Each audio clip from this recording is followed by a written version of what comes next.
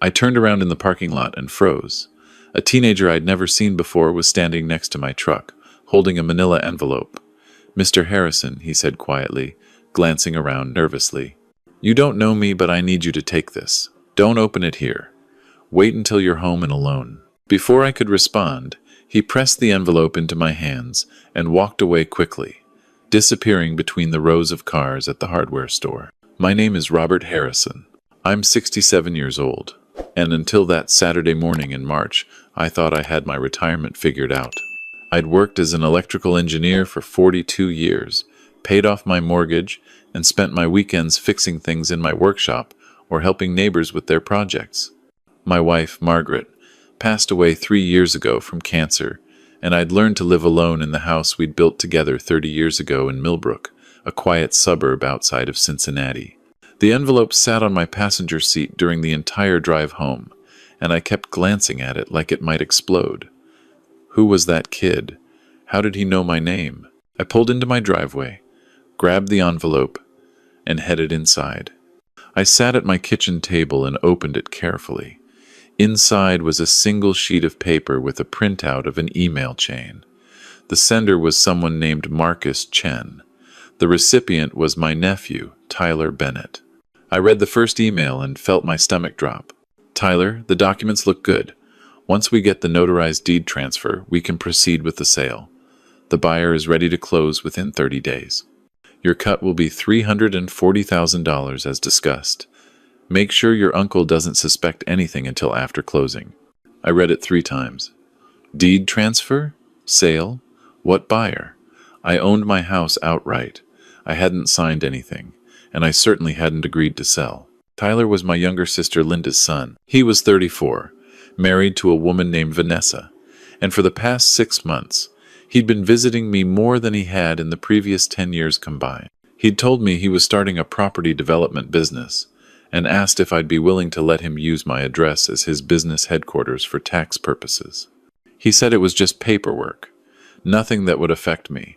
I'd been hesitant, but he was family, and he seemed genuinely excited about building something for his future. Now I was staring at an email that suggested he was trying to sell my house out from under me. I grabbed my phone and called Tyler. It rang 5 times before going to voicemail. "Hey, Uncle Rob. Sorry I missed you.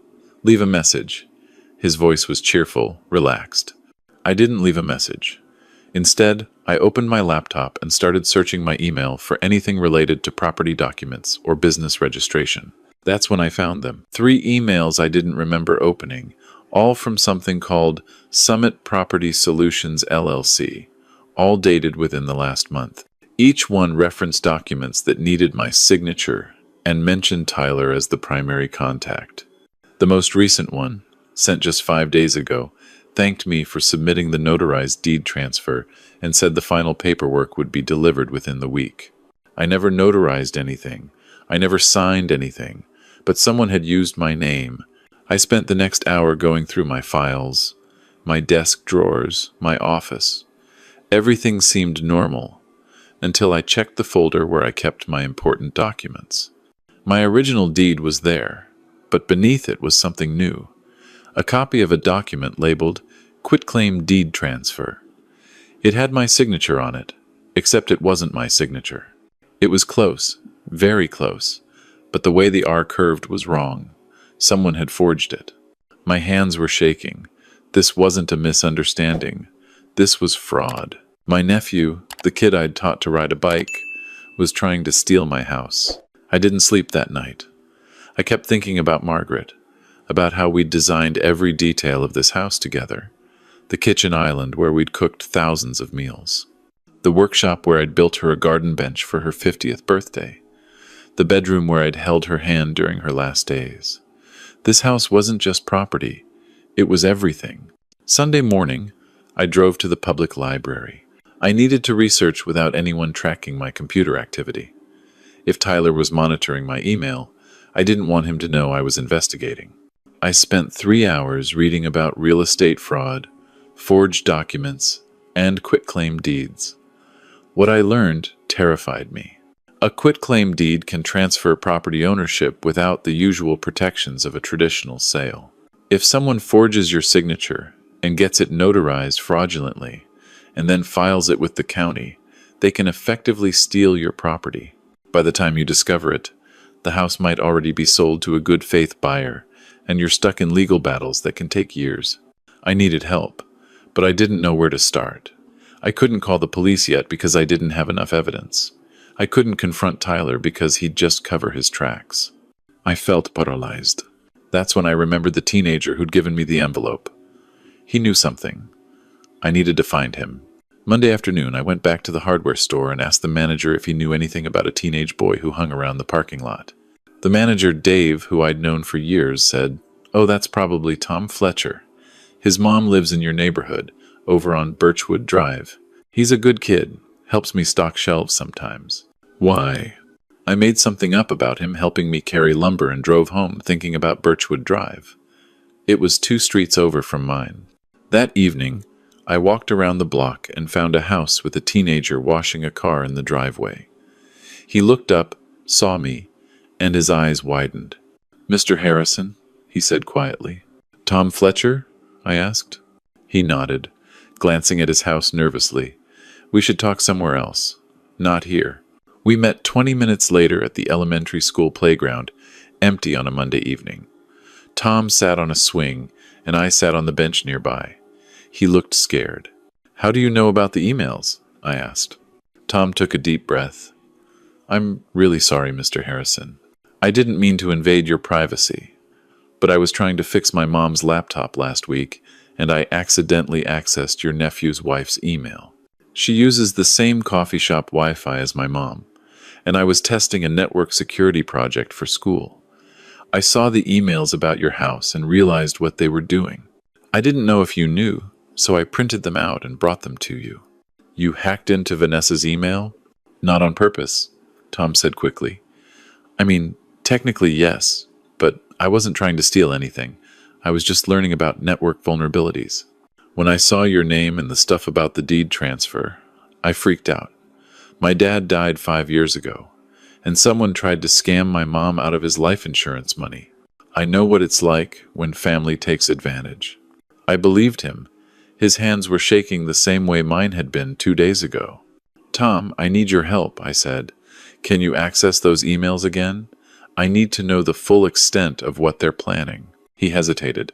"That's illegal, Mr. Harrison. I could get in serious trouble." "They're stealing my house," I said. "I need evidence to stop them. You already found those emails. Can you find more?" Tom looked at me for a long moment, then nodded. "Give me 2 days." I went home and tried to act normal. Tyler called me Tuesday afternoon, cheerful as ever. "Hey, Uncle Rob. Sorry I missed your call this weekend. Everything okay?" "Everything's fine," I lied. "Just wanted to check in." "Great. Hey, Vanessa and I are thinking about stopping by Thursday evening if you're free. We'd love to catch up." "Sure," I said, my jaw tight. "Thursday works." After I hung up, I sat in my workshop and thought about what Margaret would do. She'd been a high school English teacher for 30 years, and she'd had a gift for reading people. She always said the same thing when students lied to her. Give them enough rope to hang themselves. Document everything, stay calm, and wait for them to reveal their true intentions. So that's what I did. I started documenting everything. I took photos of the forged deed. I printed out the emails. I wrote down every conversation I'd had with Tyler about his business. I created a timeline of his visits, his requests, his excuses. Wednesday evening, Tom knocked on my back door. He handed me a flash drive. "There's more," he said quietly. "A lot more." I plugged the flash drive into my laptop, and what I found made my blood run cold. There were dozens of emails between Tyler, Vanessa, and Marcus Chen spanning 6 months. They'd planned this carefully. Tyler had researched my financial situation, confirmed I owned the house outright, and identified me as a low-risk target because I lived alone and didn't have children to monitor my affairs. The plan was simple but effective. Tyler would establish a fake business in my name, create a paper trail of my involvement in his company, and then forge my signature on a quitclaim deed transferring the house to the business. Marcus Chen, who appeared to be a real estate attorney, would notarize the forged signature using a fake ID. They'd then sell the house to a buyer Marcus had lined up, split the proceeds, and disappear before I realized what had happened. But here's what made it truly evil. They'd also been documenting conversations with me where I supposedly seemed confused or forgetful. In one email, Vanessa wrote, "He forgot our last visit entirely and asked why we hadn't come by in months. We need to build the narrative that he's experiencing cognitive decline, so that if he discovers the transfer, we can claim he signed it willingly but doesn't remember." They were planning to gaslight me, to make everyone think I was senile, to steal my house, and destroy my reputation in one move. I closed my laptop and put my head in my hands. This wasn't just fraud. This was calculated, cruel betrayal. Thursday evening, Tyler and Vanessa arrived at 6 o'clock with a bottle of wine and big smiles. Vanessa hugged me and said, "Uncle Rob, you look wonderful. We've missed you so much." I let them in and watched them carefully. Tyler walked through my house like he was already measuring it for furniture. Vanessa kept glancing at my desk, probably looking for the forged deed documents. We sat in the living room, and Tyler started talking about his business. "The property development company is really taking off, Uncle Rob. We're about to close on our first major project. In fact, I brought some paperwork for you to look at. Just final tax documents for using your address as the business headquarters. Nothing major, just needs your signature." He pulled out a folder. I didn't open it. "Tyler," I said calmly, "I need to ask you something. Have you filed any property documents using my name?" His smile faltered for just a second. "Property documents?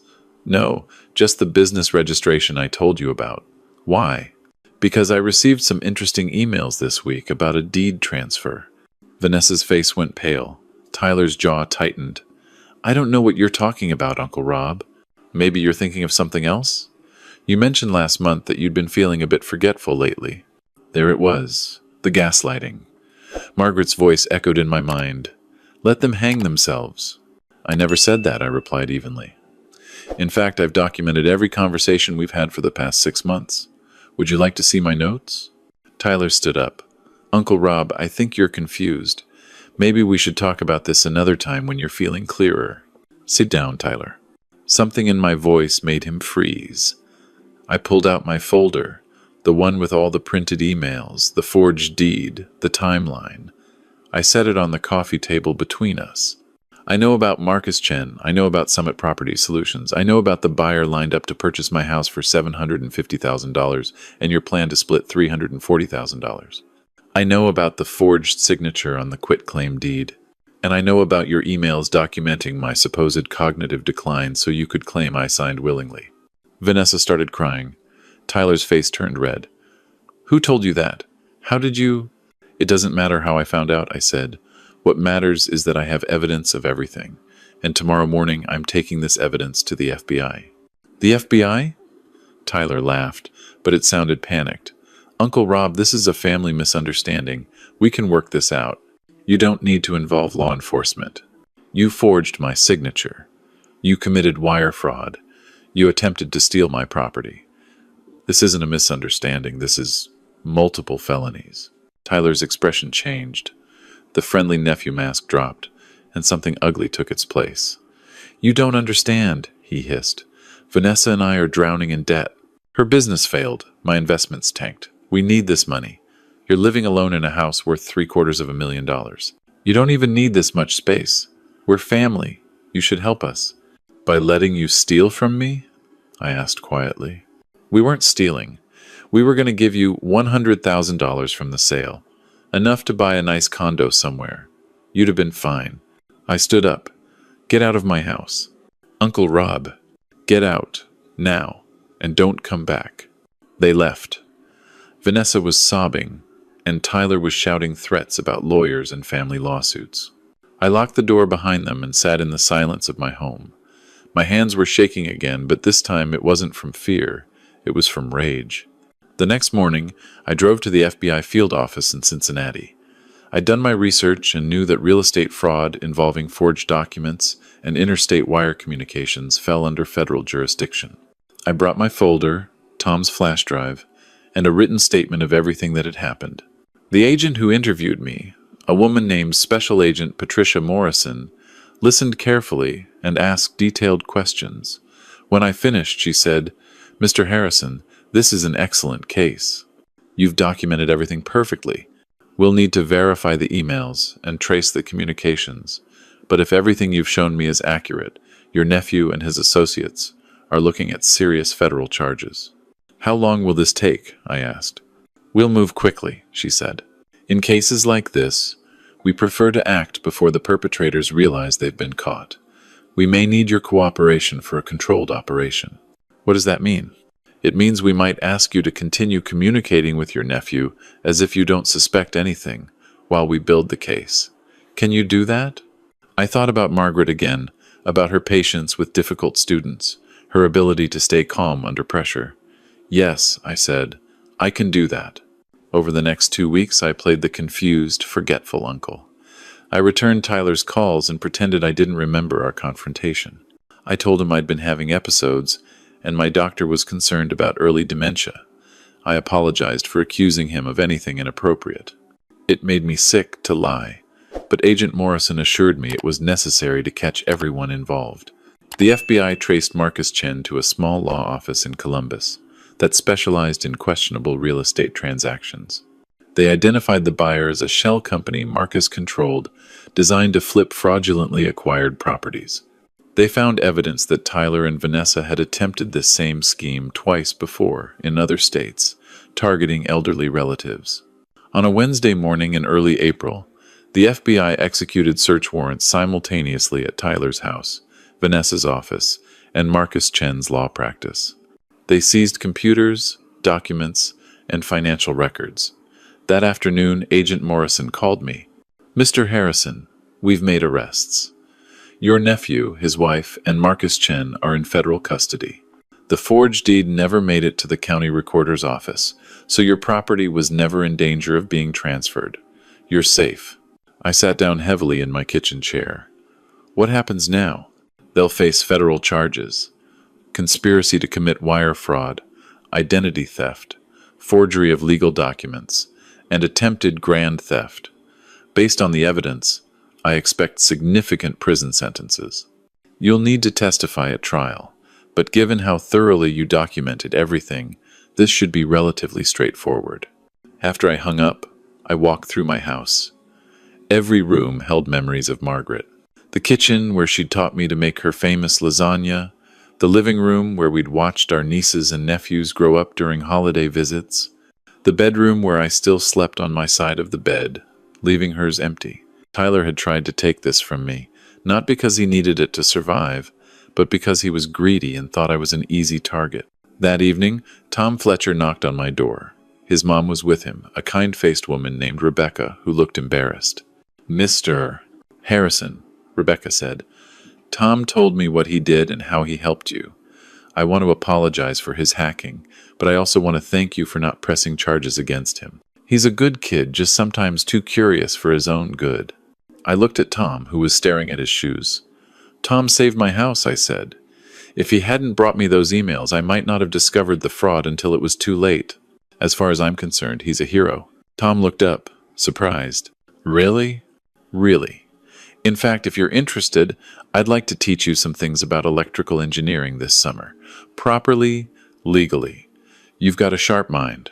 Let's put it to good use. His face lit up. Seriously? That would be amazing. Over the following months, Tom became a regular visitor to my workshop.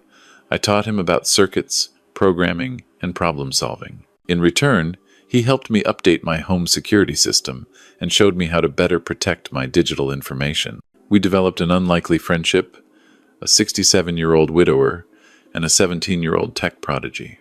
The trial happened in September. Tyler, Vanessa, and Marcus Chen all pleaded guilty as part of negotiated deals. Tyler received 5 years in federal prison. Vanessa got 3 years. Marcus Chen, who had committed fraud multiple times, got 8 years and was disbarred. My sister Linda called me after the sentencing. She was crying. Rob, I'm so sorry. I don't know what happened to Tyler. I raised him better than this. I know you did, I said quietly. But he made his choices, Linda. Bad ones. Will you ever forgive him? I thought about that question for a long time. I don't know, I finally said. Maybe someday, but not today. Today, I'm just relieved it's over. In October, I started volunteering at the Senior Center, teaching a class on protecting yourself from financial fraud. I shared my story, showed people the warning signs, and taught them how to document suspicious activity. The classes filled up quickly. Apparently, I wasn't the only person who'd faced something like this. One afternoon after class, an elderly woman named Dorothy approached me. "Mr. Harrison, thank you for sharing your experience. My grandson has been asking me to co-sign a loan, and something about it felt wrong. After hearing your story, I'm going to say no. Trust that instinct," I told her. "If something feels wrong, it usually is." In December, Tom got early acceptance to MIT, with a full scholarship for computer engineering. He came to tell me in person, practically bouncing with excitement. "Mr. Harrison, I got in, and I wrote my application essay about network security and the importance of using technology ethically. You were my main example." I hugged him, something I rarely did with anyone anymore. "Your dad would be proud of you, Tom. I know I am." That Christmas, I invited Rebecca and Tom over for dinner.